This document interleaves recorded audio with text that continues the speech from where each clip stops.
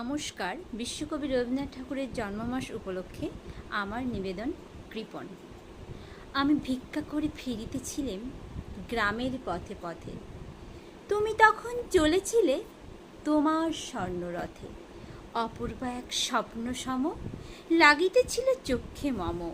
কি বিচিত্র শোভা তোমার, কি বিচিত্র সাজ। আমি মনে ভাবিতেছিলে এ কোন মহারাজ। আজি শুভক্ষণে রাত পোহালো, ভেবেছিলেম তবে আজ আমারে দাঁড়ে দাঁড়ে ফিরিতে নাহি হবে।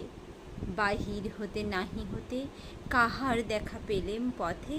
চলিতে রথ ধন ধান্যে ছড়াবে দুই ধারে।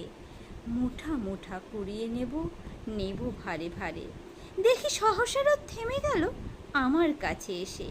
আমার মুখ পানে চেয়ে নামলে তুমি হেসে। দেখে মুখের প্রসন্ন